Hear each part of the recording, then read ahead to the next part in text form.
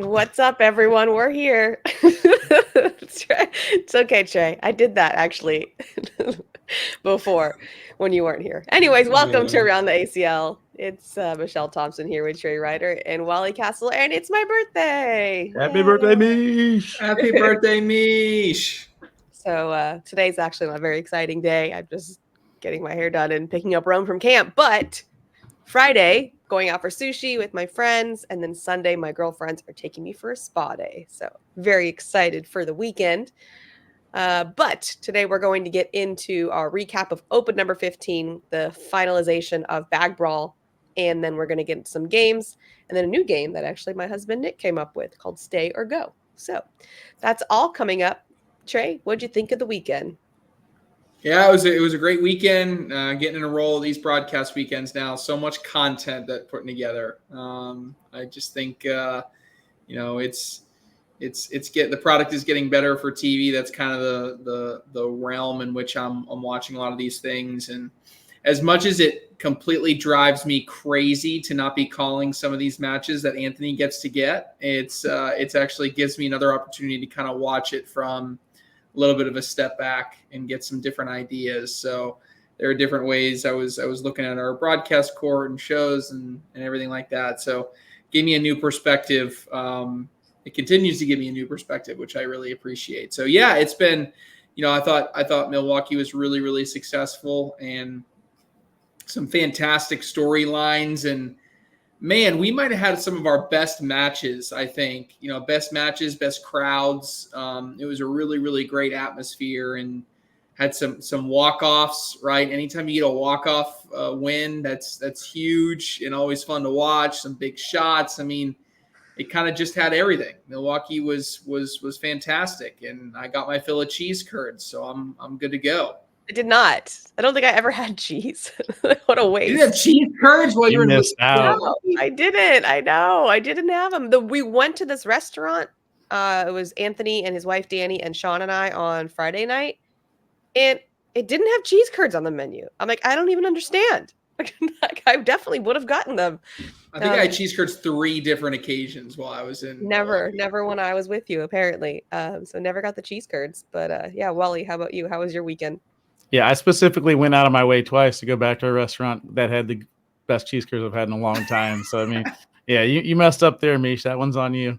It wasn't intentional. Would have been worth an Uber ride just to get some of the cheese curds up there. I was like, okay, I got a lot of expectations here for these cheese curds. And then I started eating them. I was like, yeah, these are living up to the hype for sure. But yeah, it was actually kind of a bummer for me because, you get both sides. You get the good and the bad. The good is the crowds were electric. We had everything kind of right on top of each other. So we had doubles going on and then broadcast going on at the same time, which was great for the crowd and great for everybody on broadcast. But for me, it sucked. I didn't get a chance to watch one single broadcast match this weekend. I got stuck to the live feeds. The times got moved up a little bit earlier. So it was great because obviously my boy Ryan Trader had some success this last weekend. We'll get into that. But on the other hand, I would have loved to be there for it, to watch it. And, Jake and I had a lot of fun commentating the live feed course. Meesh came over and helped us out. We saw some great matches over there too, but yeah, I think Trey's right. Overall, the product as a whole is just getting better and better. I mean, the youth is really exceeding my expectations this year. I didn't expect it. And then you go over to the juniors division, we'll talk about that in a little bit, but then you got all these other surprises that are popping up and the storylines that Trey is talking about. I cannot wait for Worlds. The way that we're leading up to Worlds right now, the hype, the trash talking that's happening online on Facebook. I mean, I'm not usually in the crowd of I can't wait to see what Addicted to Cornell has to say, but man, I'm letting them choose sides right now. We got House of the Dragons on Sundays. Trey and I are a big nerd. We love that type of stuff. We got Team Black and Team Green, and now we have Team Trader versus Team Ellis. Like, bring it on. I'm all about the divide. I want to see how it plays out. It's weird because normally you would think, like, who's going against a kid? But then we have Right. the Ellies, and they will Right. absolutely go against a kid. They don't care how old he They is. don't care. Look what happens when Gavin Cano went up against him. I mean, they were just like Cano Right. fans were just ripped alive for even insinuating there was someone better. I mean, now Right. that it's the gap is small in between Ellis and Trader now. It's gonna get vicious. Oh, yeah, definitely it will. So let's start with the Open, though. Devin Harbaugh was our singles winner. Justin Burton Jr. and Logan Chamberlain doubles. Women, Sarah Cassidy. Seniors, Pat Sem, and juniors, Espen Jackson. As Wally said, the juniors were so fun to watch. And as we looked through the various brackets, I said on the live stream court, I would not want to be in that juniors bracket. I want nothing to do with that bracket. Yeah, I That feel real bad because I had a kid here, he's a local kid. He just started playing probably 5 or 6 months ago, and he was like, "I'm gonna go to my first Open. I'm going to Wisconsin. I'll play in the juniors division. It's gonna be so mumuch fun." And I look at the bracket when he came out, and I was like, "You are in so much trouble. yeah, This is was the that worst fun? bracket you could have got into." Was that fun or did it suck? Yeah, no, he had a That blast though. that's rough. No, hopefully you have fun playing against good people. But Trey, what are your thoughts about the Open? Yeah, the Open is. I just don't even know what to think about Devin Harbaugh. I have no idea. I love Devin Harbaugh to death, right? We probably won't talk a ton about him because we have so much to talk about when we get in the Bag Brawl recap, but I'm going to pull a little bit forward. I just don't know what to think about Harbaugh anymore. When 2 days prior, he can play on the biggest stage of his career and against Tanner Halbert not look very good, friends. I mean, it wasn't even that Tanner. I mean, Tanner was solid, but I thought Tanner played better in the final than he did in the semifinal, and he lost in the final and won in the semifinal, right? I really just think Devin Harbaugh wasn't very good. And then the next day or 2 days later, he goes out and wins the Open. And it wasn't like he was beating bums along the way. I mean, he's beaten some incredible players. So I just don't know what to think about Harbaugh. I mean, at first, it's like, okay, he's got, what's our favorite thing? He's got a finishing problem, but like he wins back-to-back Open. So it's like, is it now something with this? Broadcast finishing problem. Yeah, is it a broadcast finishing problem? Like, has there been an evolution here? Like, did he start off not being able to win at all, and then he got over the hump and won an Open? Since he won the Open, now he can tackle the Opens. And then, like, is that what we're waiting for on broadcast too? Like, is this one of those things where he's going to win one of these, like, and then all of a sudden he wins 3 or 4 in a row? Like, I think that's just a huge question mark for me on the Devin Harbaugh side of things. I just think that I just don't know what to expect. And like, I want to say he's a favorite sometimes to go out and win a pro event. And it's like, sometimes it's just mind boggling, head scratcher, whatever you want to use to describe it. It's just, it's tough to understand. I mean, good to see Ryan Wiedenfeld. He makes a Final Four as well. He's getting into some really good form at the right time of the season. Jaden Ellis continues to showcase why he is, one of the top, if not the top amateur in the country. I looked at a number of different players that made it towards the end. I saw Steven Bernasette's insane bar of soap. He made it all the way to a bracket final, one of the most disgusting things I've ever seen. There was a number of different players that played really, really well. But then if I go look at doubles, Justin Burton Jr. and Logan Chamberlain, like, I didn't even realize this, but I spent this morning updating our ACL all-time titles list. Folks, Logan Chamberlain's got 8 titles. Like, he's now like 13th all-time in titles. And he's only been, on the roster for 2 full seasons. I mean, he's snagging a lot of these Open wins time after time after time. And many people would say, well, that's because Justin Burton Jr. is helping him. And I'd be like, well, then why does Chamberlain have 8 and Burton Jr. have 7, right? Chamberlain literally has more titles than Burton does at this point in time. But I think we're seeing Logan Chamberlain blossom into an A player, right? And he is a top 10 player in the world. He's absolutely on fire at the moment. I think I'm on record saying that I told him he was going to finish worse than 12th because that's what he finished last year, right? I think I played here in a game and said he couldn't do better, and he is doing better. He's been a better player this year.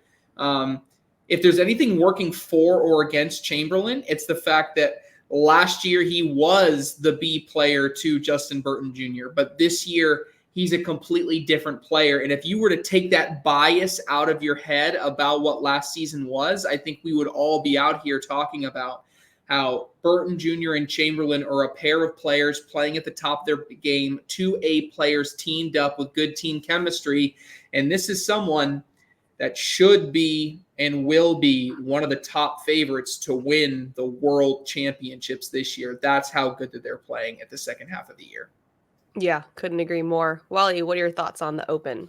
Yeah, so for me, for all the Open winners, they all showed signs of greatness, and they all showed that they can be beat at times. Devin Harbaugh, he got it done, but there are moments where he just misses his pushes, ends up scoring like 8s on 7s at some time. So he gave opportunities, but he struck at the right times to take it down. I'll talk a little bit more in singles in a little bit, but doubles, Justin Burton Jr. and Logan Chamberlain, good to see them back. Same thing there. JBJ looked at times like he just had no idea what he was doing, and then boom, flipped a switch. Every single roll, every single airmail, every single blocker was down on points. So JBJ is going to be the deciding factor in that team as we finish out the season, how good they're going to be. Logan Chamberlain, I'm right there with you, Trey. He has been remarkable probably since Bryan, Texas. I played against his parents, and I tell the story. I played against his parents in doubles in Bryan, Texas, and they're like, I just wish he cared about singles more. And then he won that singles event, and for some reason, his game has just been great all around, singles and doubles. He's been lights out, so got to tip the cap there. Sarah Cassie, I don't feel like you guys gave her enough love on the show last week, or last couple weeks, actually. She shows that she belongs at the top 2 spots. It's Cheyenne, it's Sarah Cassidy, in my opinion. Miranda Coy's had some success, but as far as the women's division goes, it's pretty much just those two. Sam Finley's shown signs of greatness, but the women's division is pretty chalk as far as I'm concerned. Seniors is wide open, though. Pat Sim has shown that he has one of the best airmails in the entire country, and if it's working, he cannot be beat. There's no way. He doesn't care if the bag is on the front, the back, the side. If it's your bag, whatever, he's going to shoot that airmail and more than likely drag everything in with it. Pat Sim is a beast, and I'm so glad that he's in the pro division right now. I do want to talk about Espen Jackson, though. Going back to the Bag and Bash, there were some strong names there. And Espen Jackson was hanging right there with all of them. Kingsbury, Kyle Malone, Devin Harbaugh, Shibby, Landis, the Gores. It did not matter who Espen had on the other side of him. He is in control of the center. His pushes are on point.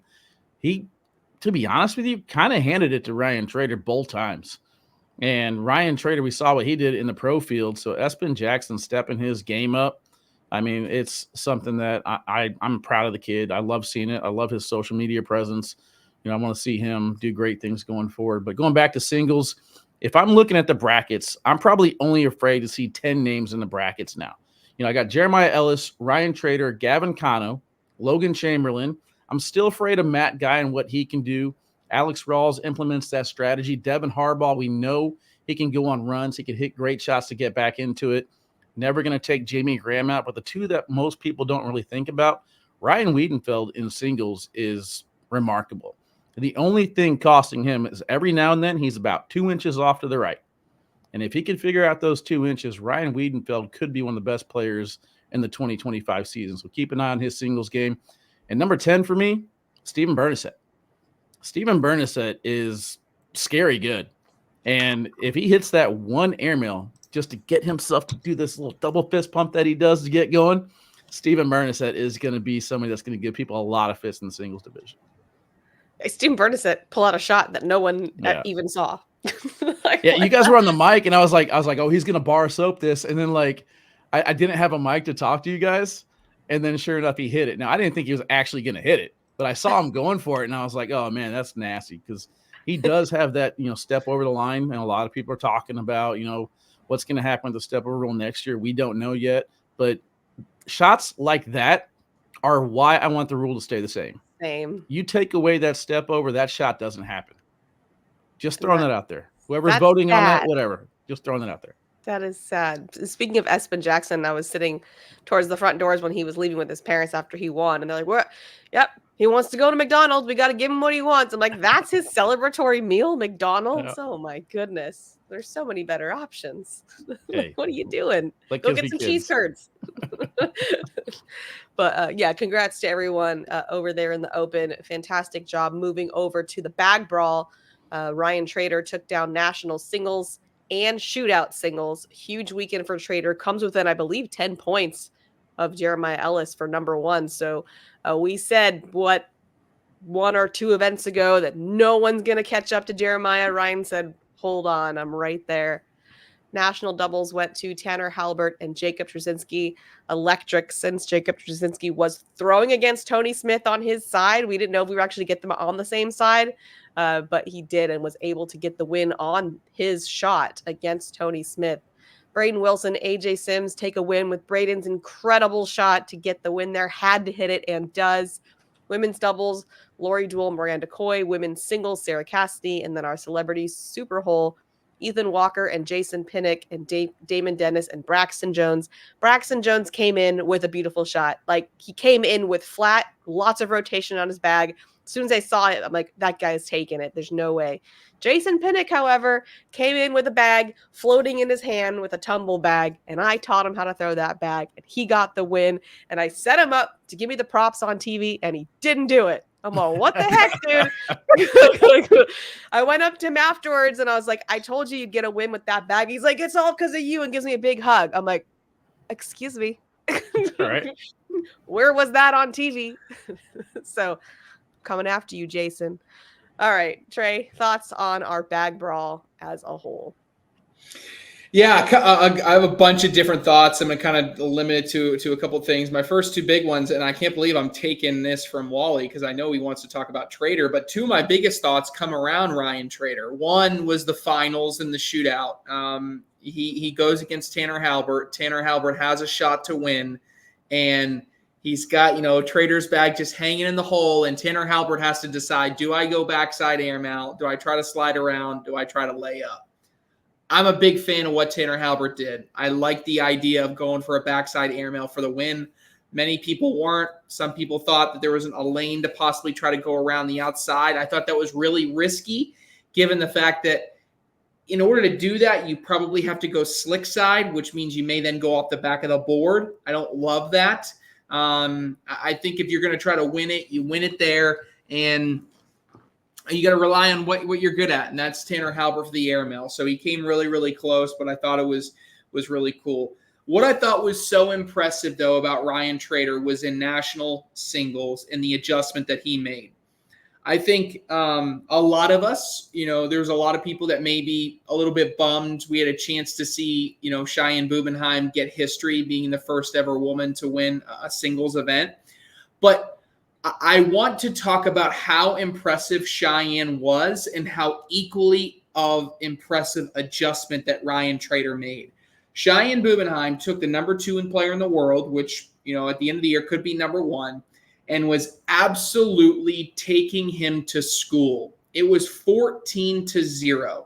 We went to a commercial break. We came back, and from there, Ryan Trader went on a run. There was a couple of washes before that, but Ryan Trader did one thing, and it was very subtle, and I can't even say with 100% confidence that it was on purpose. But if you go back and watch that broadcast, all Ryan Trader did was change his level 1 block to a level 1.5 block.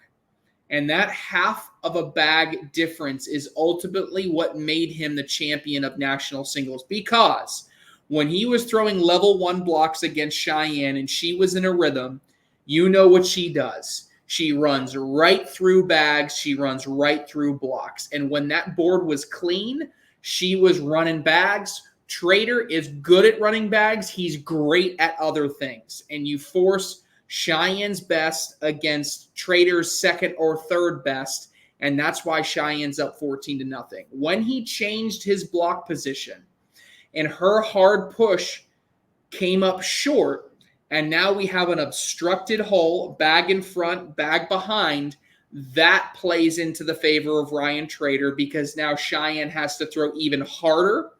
She has to try airmails. She has to try to cut around bags, which is not her strength, and that's ultimately what allowed Ryan Trader to go on a 24-2 run in that national singles semifinal. And then in the final, ultimately, Trader was just unbelievable, right? Birchfield wasn't great, but Trader was unstoppable. I think if Cheyenne's able to go off and win that, she beats Birchfield in the finals, and we're talking about Cheyenne Bubenheim with history. Trader was able to overcome that level of pressure, overcome a 14-0 deficit, and by making an adjustment that fundamentally changed the dynamic of the game.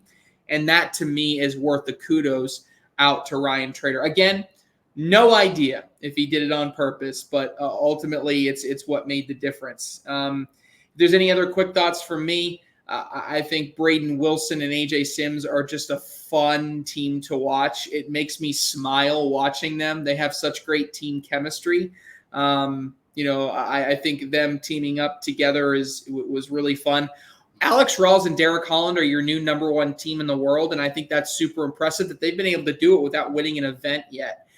They're really good. They've just been so consistent. They're right on the cusp, and I think they're peaking at the right time. They didn't get the win, but I think that's a team that can be very, very scary. And I think you also need to factor in that Derek Holland, when he plays at the World Championships, he's sleeping in his own bed every night. And I think that really plays into a home field advantage for Derek Holland. We've seen the home field advantage with Jamie Graham. We'll see it with Derek Holland playing in his home state. That's going to be something to keep an eye on. They seem really, really close. And then ultimately you hit the nail on the head, Meesh. Seeing Jacob Trzynski being able to get that, whether you call it revenge or you just call it some sort of sweet victory, was really, really just fun to watch that dynamic. And it was awesome to see a vintage Tanner Halbert, the same type of Tanner Halbert that we saw win a world championship in 2019, gets his first doubles title alongside Trzynski. Wally, are you going to talk about someone other than Trader? Yeah, so actually I didn't really have a chance to watch any of this. So I haven't seen one single match in between like our commercial breaks. I was able to turn on Ryan Trader against Cheyenne Bubenheim. And the one thing I will talk about, not just Ryan Trader, but Braden Wilson as well, as the youth, they don't really know how to lose yet. You know what I mean? Yes, they've lost games, but whenever they're down, they don't look at it as a stressful moment for them. They kind of look at it like, okay, let's play. I can come back and win this. And all of a sudden now they're challenging themselves. So it almost seems like they need to get smacked in the mouth a little bit before they start playing their games. But Braden Wilson and Ryan Trader both have been some of the best at coming back when down in games. So the TV timeout gets another person. We've seen the TV timeout, like, I don't know, how many broadcasts now has it struck the person who's ahead and they come back and lose that game? So I don't know if pros want to put a practice session whenever they're, 14, 15 rounds in and then go sit somewhere for 5 minutes and then come back and play. But that might be something that they need to do, is kind of work on that TV timeout. So, I mean, I do want to give kudos to Ryan Trader for able to come back and, win those matches. Lori Doolin, Miranda Coy, I don't really get a chance to see them that much. They don't really travel too much like they did last year. So for them to take down women's doubles with the way that Sarah Cassie's been throwing, I'm pretty impressed by them. The shootout, I'm sorry, the Super Hole, I haven't had a chance to watch much of that at all this season. So inform me on this. Is that going to finish in Ohio or does that finish at Worlds?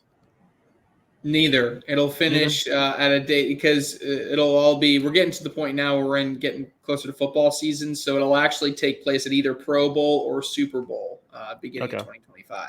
All right, so that's going to be kind of fun. All I know is that I've been hearing it. Like the players that are involved in the Super Bowl, if I'm over on Broadcast Score, Live Feed Court, I could hear the Broadcast Court getting crazy. So the crowd is interacting well. The football players are getting into it. And for me, that is really, really huge. The more eyeballs that we get on this sport. And I've been seeing actual social media posts from these NFL players, which is huge. I like that they're getting into it. News coverages are picking up on players winning. I just saw something with Lexi and Hunter Thorson on TV. We got Fox 2 News coming here to do a tournament/interview with Ryan Trader this last weekend. So the broadcasts are doing their job. It's working. And then closing out on Tanner Halbert and Jake Trzynski. Jake Trzynski wanted that so bad. I remember listening to the podcast, and he was just like, no, I want that, buddy. Bring it on. So it's kind of interesting as we wind down the season. We got storylines. You talked about it starting to build themselves up. Does Jake need Tony Smith to win? No. Does Tony need Jake to win? No. Okay, now who's going to get the advantage? They both got one. We need one, maybe two more tournaments to figure out who is the better player in that former team. And I'm looking forward to obviously the Trader Ellis finale as we come down the stretch. But I mean, broadcast, we got to do something to get me over there so I can watch it because I have serious FOMO. Yeah, I bet. It does seem like, because when Mark Richards was with Philip Lopez, it was an obvious AB. I mean, it shouldn't be. Philip Lopez is a great player, but it was an obvious AB scenario. And now with Tony Smith, I almost feel like Mark Richards, like, I don't know if he doesn't play as like intensely because he knows I've got another A player on the other side. Something shifted energetically when I'm watching them. Yep.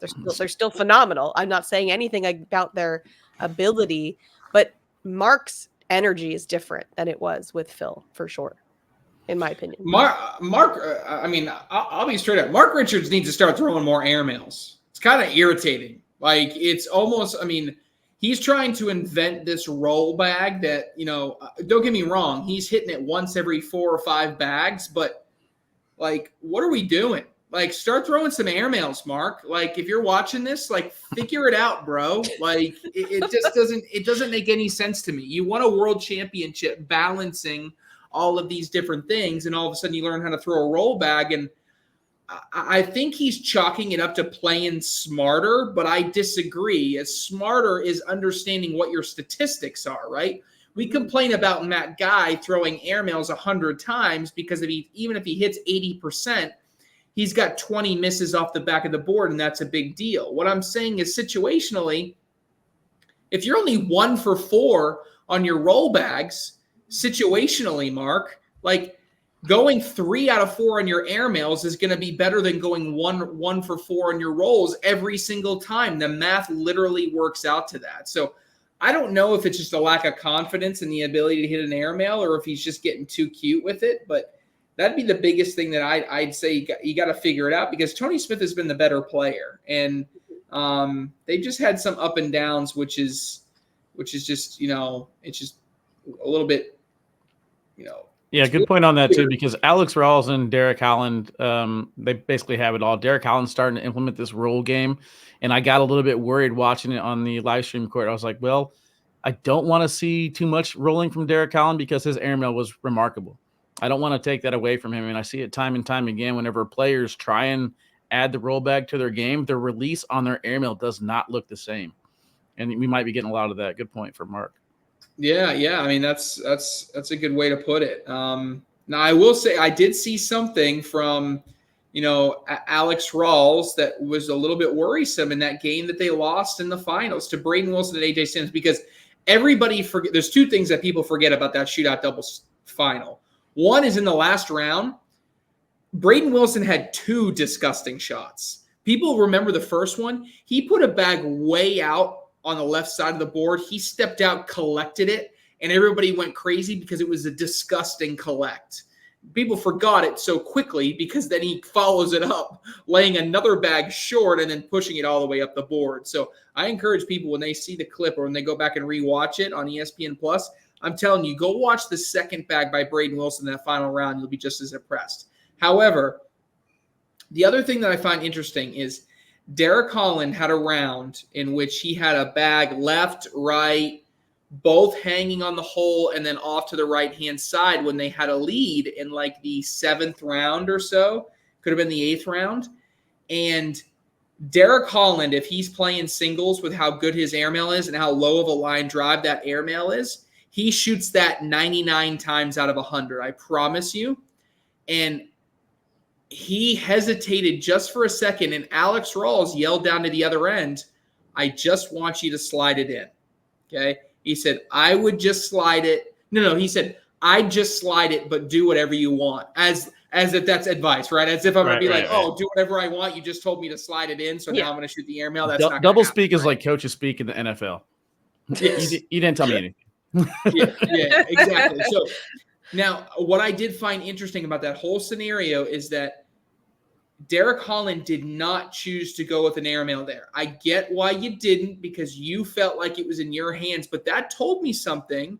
That told me Rawls doesn't have 100% confidence in his partner down the other end. He felt like he could go and win it on his end. Now, in the end, Braden Wilson's the one that finishes off against Derek Holland. So in a sense, you could say, hey, maybe Alex Rawls was right, and that's That's a testament to him being smart down on the end. It's just something that I wanted to bring up that, hey, Holland did have an opportunity to possibly shoot an airmail, which would have been good enough to eventually win the game, and he chose not to shoot it. So just something to keep in mind as we continue to watch this team down the stretch. Yeah, valid. Time for underrated, overrated, or properly rated. I'll read you a name and their current ranking, and you let me know if you think they're at the right spot.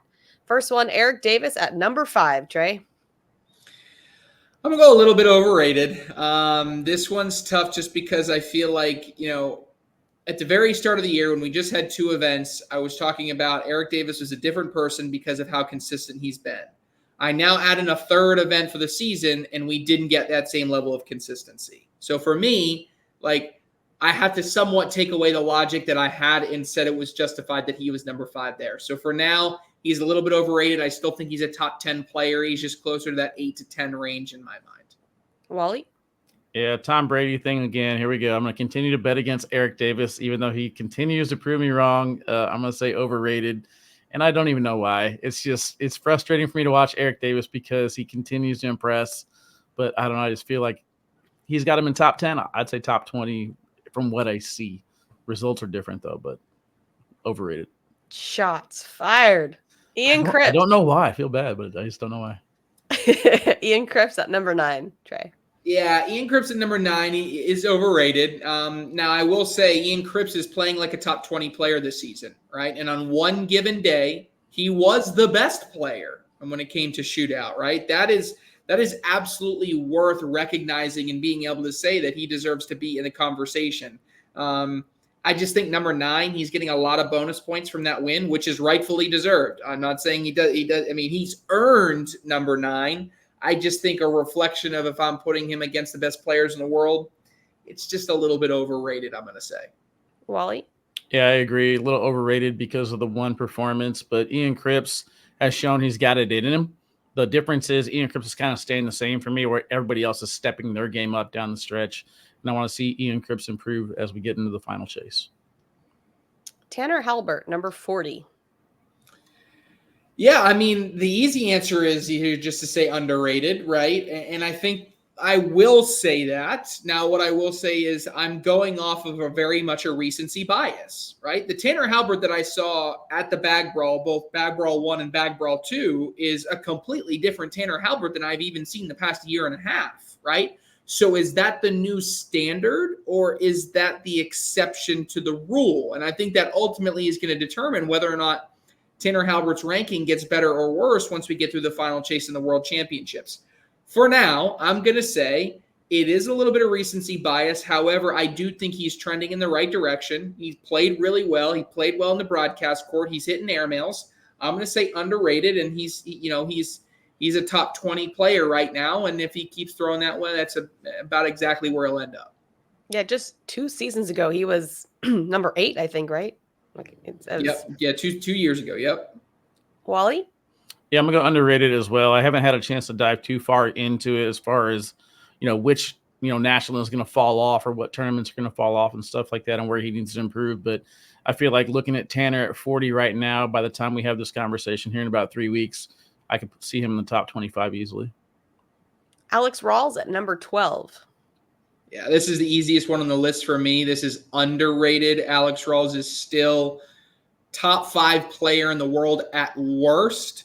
Guy finished number 2 back-to-back seasons. I think on any given day, he could be number 1. I mean, just like I was talking about JBJ and Logan Chamberlain, they could be a favorite to be the doubles world champion. I think you could argue the same exact thing for Alex Rawls. If you're not on the Trader bandwagon, if you're not an Ellie, Rawls may be the next logical pick for anybody to go with. Wally? Yeah, same.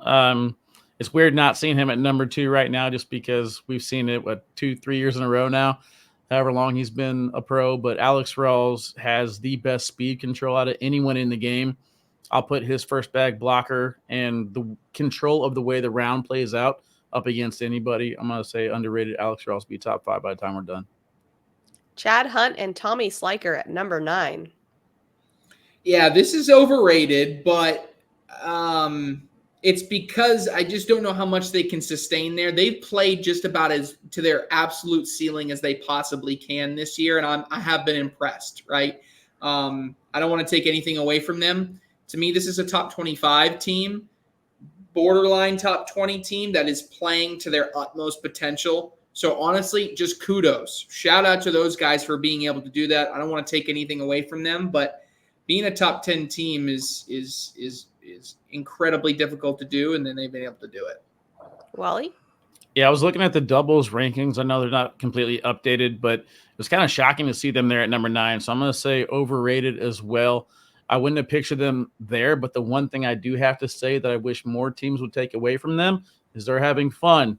They're not taking it too seriously, and if you want to climb in the top 10 with them, start having fun. And for Chad, White Boy Hunt, and Tommy, No Love Sliker, I'm going to give you some love, man. You guys are doing great. Keep it up. Got some great nicknames, too. Yep. And then Pat Sem and Kaylee Hunter at 33.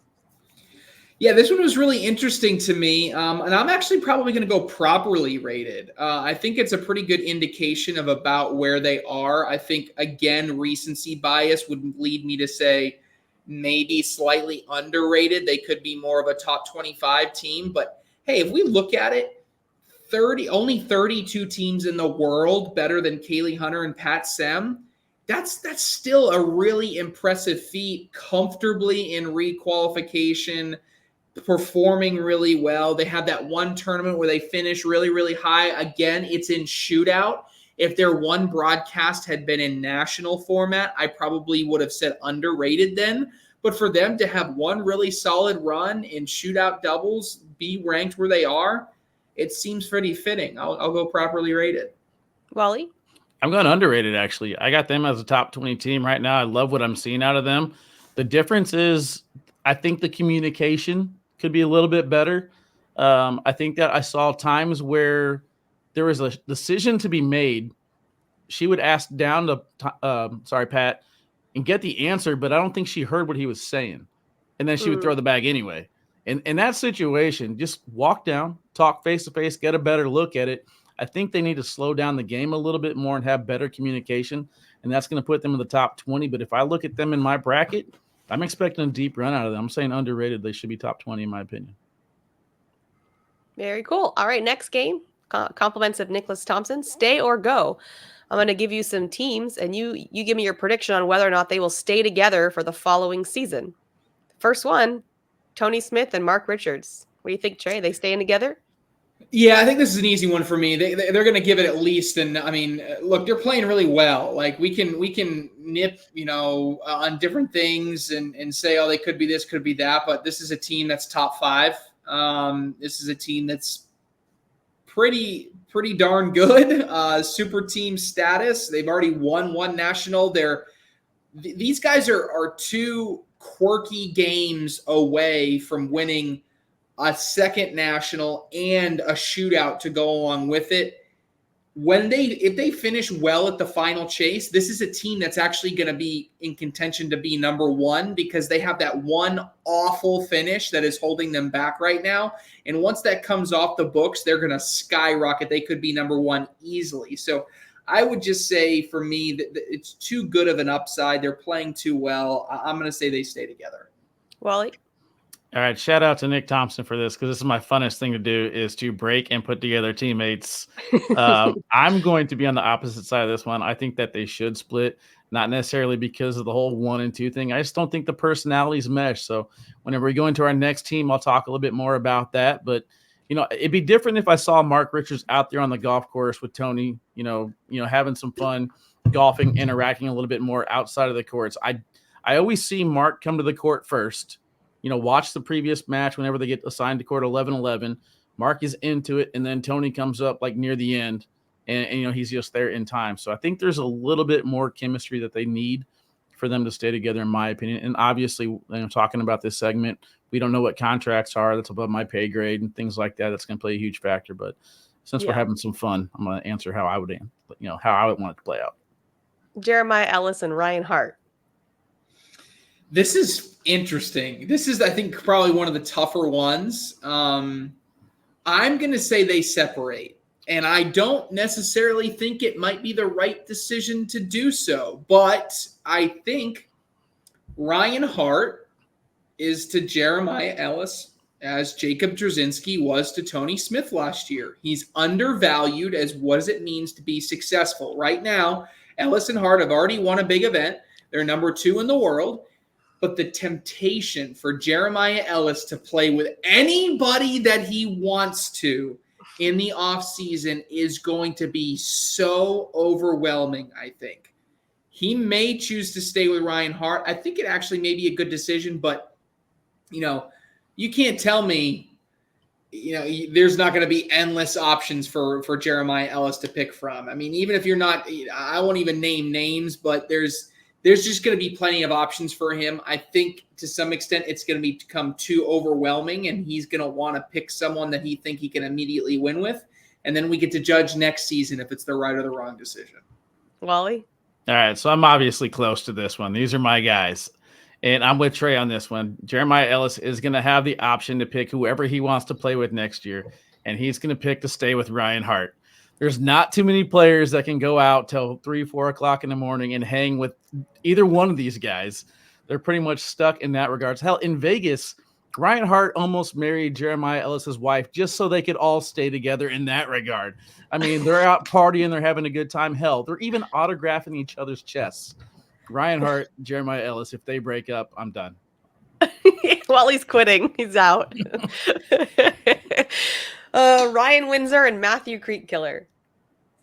I think this is a split. I just haven't. They made one broadcast, but I thought it was weird from the beginning. And I think the team chemistry is a little bit different there. I think this is one of those things where Bags brought them together.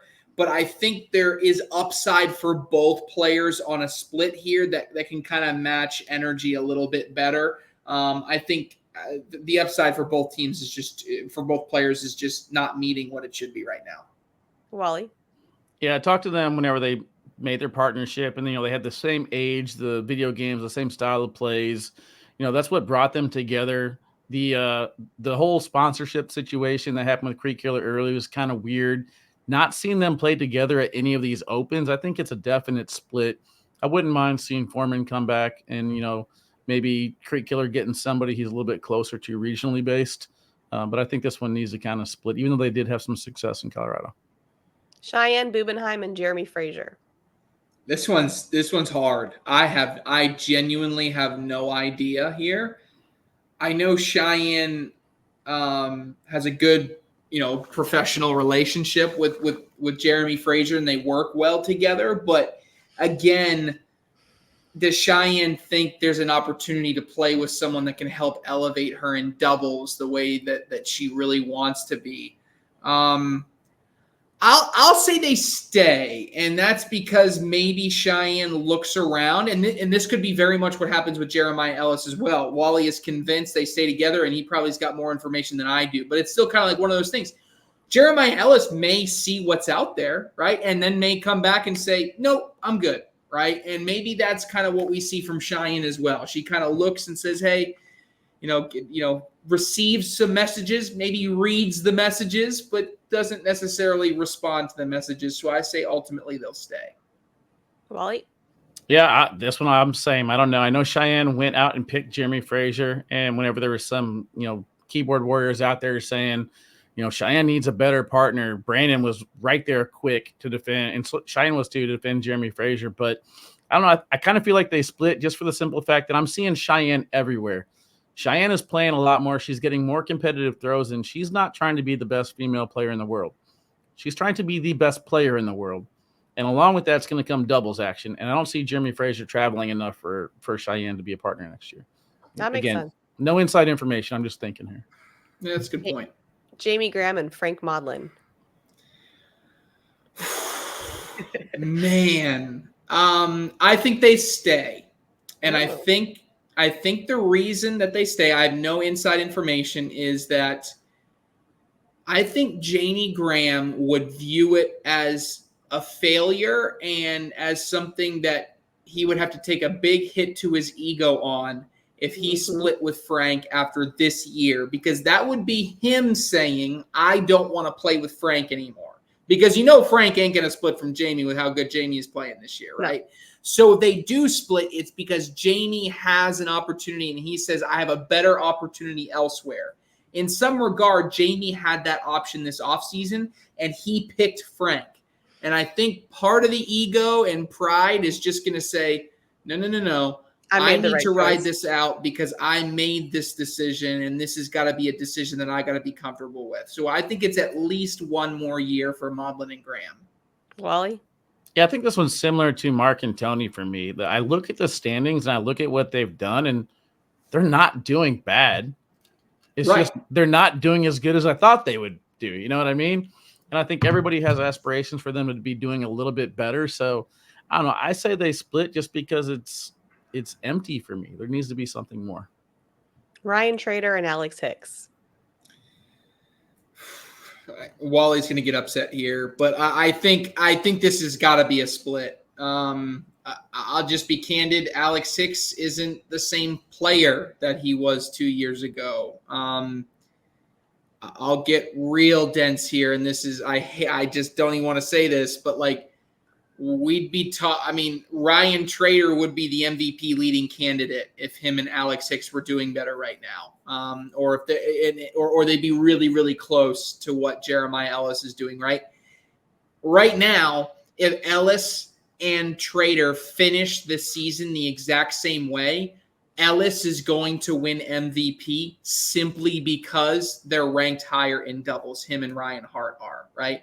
And when you look at Ryan Trader, Alex Hicks has not been the same level of player in order to match that in doubles. And so because of that, Ryan Trader is going to be very difficult for him to win MVP. He's going to have to do something, not much short of sweeping the rest of the events or winning significantly more than Ellis going into the final chase. Because remember, MVP doesn't include Worlds. It's given out before it. So it's not as if that Trader's got the opportunity to pass Hart at Worlds afterwards too. He's got to do it at the final chase. So really it's coming down to the fact that, and if they finish even in singles, or even if Trader finishes a little bit better, but Jeremiah Ellis wins MVP, I mean, that's something that's got to be a lot to think about. So I'm going to say they split. Wally? Yeah, I'm actually with you on this. I say they split just because Ryan Trader's success is something that none of us saw coming. Alex Hicks, let's just face it, he's a teenager. He's starting to be doing teenage things and have teenage emotions. And you get passed up by your partner whenever everyone thought he was going to be the alpha. That's going to be kind of hard to keep up. I don't know what the thought process is there, but I mean, I did see a little bit of fun this last weekend. I'm going to put this in the universe and see if it happens with Ryan Trader and Jay Rubin. That could be kind of interesting and fun with some Illinois boys teaming up. I think they played one cash game that turned into 7. So they're getting that relationship going. And then closing out this segment, I like to have fun. You can't break up partners unless you have new partners to put them with. So I'm going to throw 3 teams out here and let me know what you guys think. Mark Richards and Cheyenne Bubenheim next year. Devin Harbaugh and Ryan Windsor, always really good at Spencer McKenzie. That can be a pretty fun partnership. And then Jamie Graham and Tony Smith. Oh, interesting. We don't have time. We don't have time to get into it. You have to table that we'll have to do a different segment because we got to move on to hot takes. Very interesting, Wally. All right, Trey, what's your hot take? You got me wanting to flip one of the. No, okay, never mind. I'll get off of it. All right, hot take. I kind of teased it. I really like what I'm seeing out of a couple teams that haven't won a pro title this season. I think Alex Rawls wins a singles title at one of these last 2 events, either Worlds or the final chase, and Justin Burton Jr. and Logan Chamberlain win one in doubles. Wally? All right, the player of the year last year came down real close between Mark and Tony. It was exciting to watch the stretch. I actually had to scratch heads and go back and watch tape for the voting. My hot take is Ellis wins the final chase shootout. Ryan Trader wins another national title. And we have some decisions to make for the Stevie Awards. They make it real hard. Mine is, I think Tanner Halbert is where he is going to be for the rest of the season. So I say he finishes in the top 20. I think he's way underrated at 40. I don't think this last weekend was a fluke. I think this is the trajectory of where he's going. All right, that's all we got time for. We'll see you guys all next time.